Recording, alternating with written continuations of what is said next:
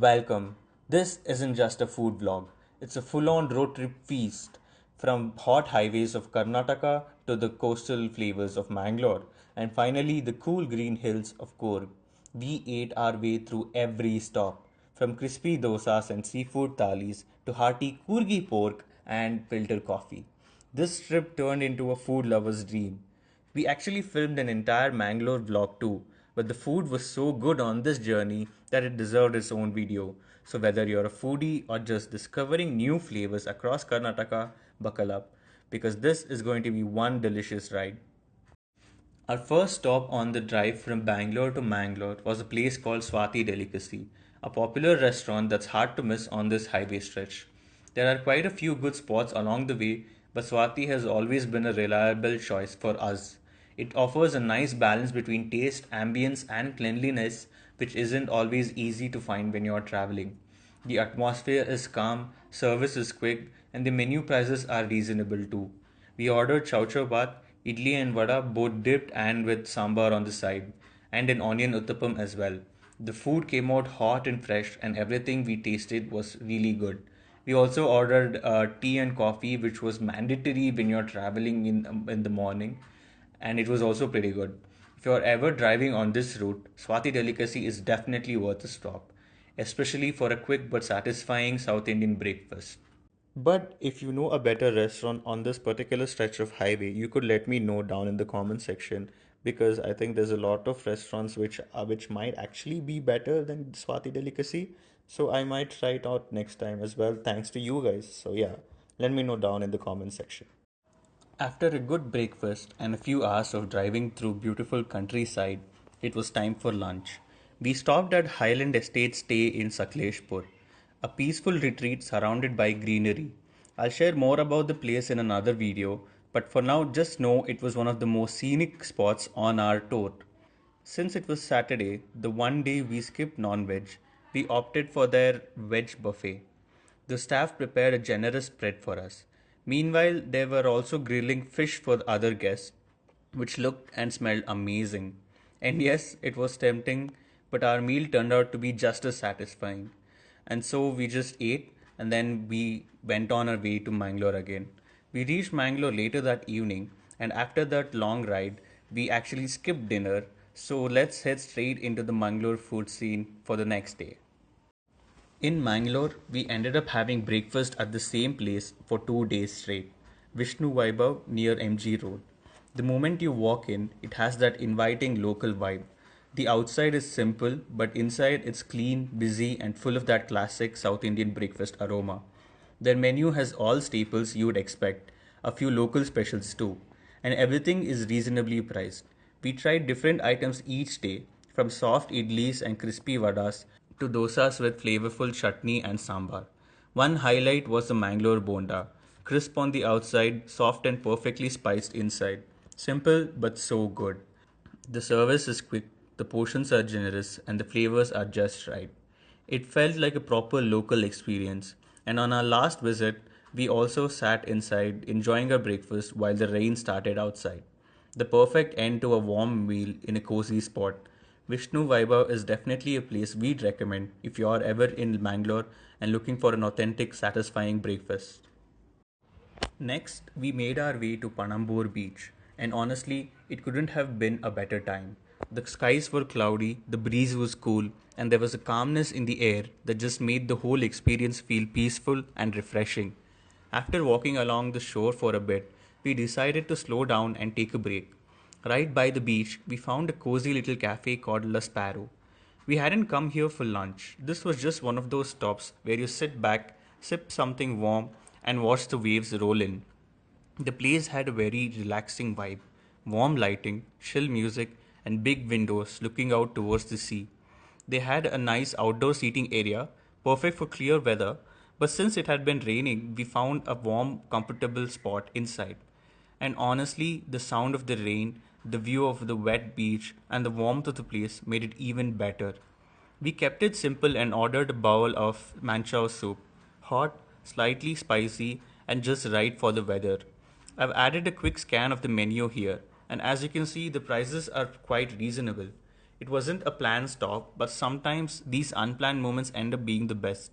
If you're ever near Panambur and want a peaceful break with great views and a chill atmosphere, the Sparrow is a great little spot to check out. For lunch, though, we went to Shetty Lunch Home, one of the most iconic places in Mangalore when it comes to seafood and their famous ghee roast. I'd heard a lot about the place, but this was the first time visiting, so I didn't know what to expect. The restaurant itself had a very local, no frills vibe. Simple, busy, and all about the food.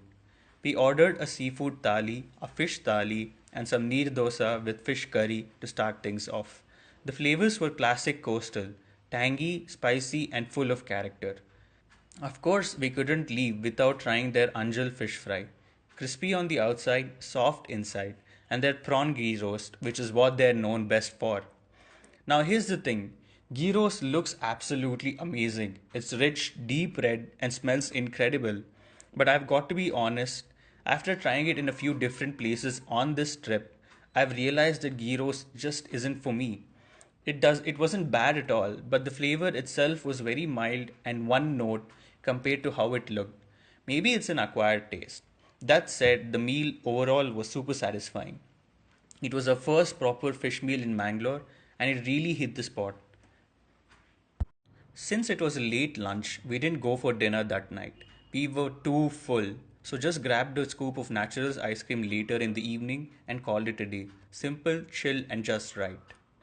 The next day, after a light breakfast, we went straight into lunch, and this time it was Machli, another iconic name in Mangalore when it comes to seafood. Even though it was Monday, the place was absolutely packed.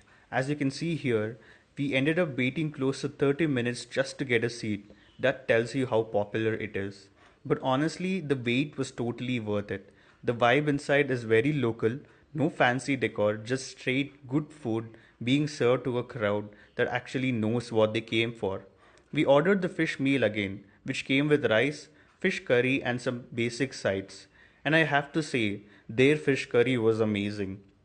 Personally, I found it better than the one we had at Shetty Lunch Home. It had more depth and flavor. We also got the Anjal fish fry again, crispy, hot, and fresh, and this time tried the chicken ghee roast too, just to double check if it was something that I was missing out, and no, it still was not for me. It looks very good, but still a bit underwhelming in taste. The surprise winner though was the prawn fry. It was perfectly spiced, slightly crunchy, and packed with flavor. Easily the best dish we had here. If you are in Mangalore and want to try a proper fish meal, Machli is a must visit. Just be ready to wait, especially during peak hours. It's a local favorite for a reason. For dinner, though, we checked out a new spot we hadn't heard much about before, a place called Thimappa. And the first thing that stood out, it's massive. The car parking area alone looked like it could fit a whole wedding, and even the inside was just as spacious. The place had great reviews online, and since it was a new and well rated, I wanted to give it a try. I'm glad we did as well. It was very clean, the ambience was calm, and the staff took good care of us, which made the whole experience really welcoming. One funny thing I noticed though, just like the other fish places we visited, there was no physical menu or pricing upfront. We only got the bill at the end, which was kind of odd. Still, the food made up for it. We ordered biryani, a fish meal again. Clearly, we were hooked by now. And this time we tried bangda fish fry along with prawn fry. And wow, the fish curry and the prawns were very incredible. Easily on par with Machli, even maybe a little better as well in terms of flavor. Both places had their own charm, but what made Thimappa special was how cozy and accommodating it felt. Especially after a long day, definitely a place worth trying if you're looking for a comfort, flavor, and a lot of space to stretch out and enjoy your meal. As this was our final night in Mangalore, we knew we had to end it on a sweet note. And there's no better place for that than the iconic Pabbas ice cream. It's one of those legendary local spots that everybody recommends, and we didn't want to leave without trying it. From the moment we stepped in, the place had this nostalgic, old school ice cream parlor vibe. Clean, simple, buzzing with people, yet not overwhelming. The menu was straightforward, but the choices were solid. A perfect mix of classic and local favorites. They also had small bites in food like pizzas and samosa and things like that. We decided to go all in. We ordered their special Gudbud, a colorful layered sundae packed with jelly, fruits, dry fruits, and ice cream. Then this special fruit salad, which was light and fresh, and of course, my personal favorite, vanilla ice cream with chocolate sauce. Simple but unbeatable. The first thing that stood out was the quality of the ice cream itself, silky smooth, rich in flavor, and clearly made with care. There's something about it that just felt different, not overpowering sweetness, just balanced and satisfying. We were so happy that we ordered one more of their ice cream called dry fruit ice cream that I didn't get to film. After a long day of exploring and honestly a whole trip filled with amazing food, this was the perfect way to wind down. Pabbas didn't just live up to his reputation, it became one of the highlights of our trip. The next morning, before starting our journey back home, we stopped for breakfast at Ideal Cafe in Mangalore.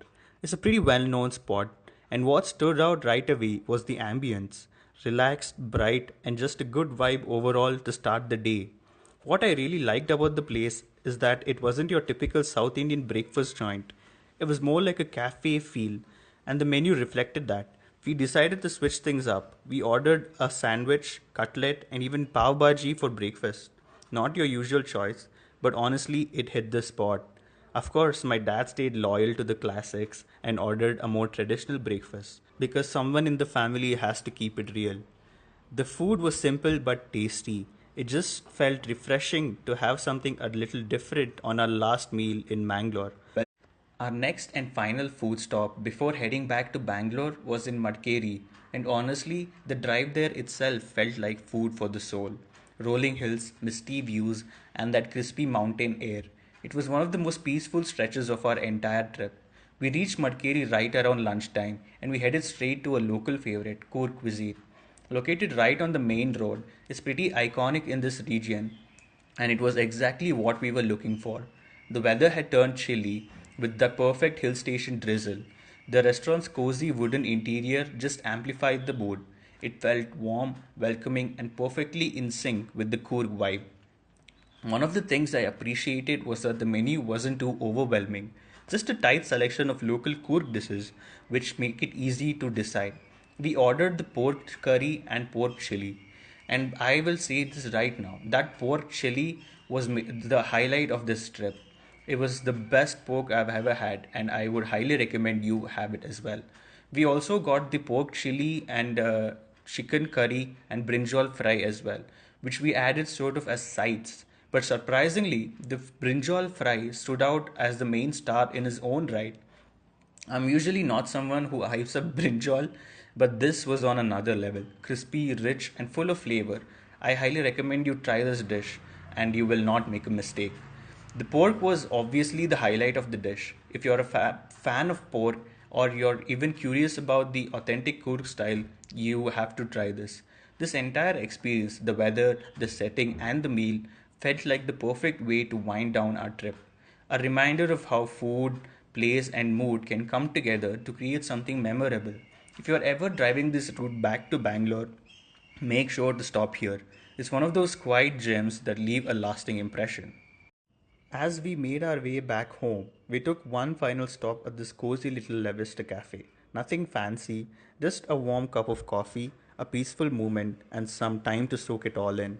Looking back, this trip was more than just about food or the places we visited.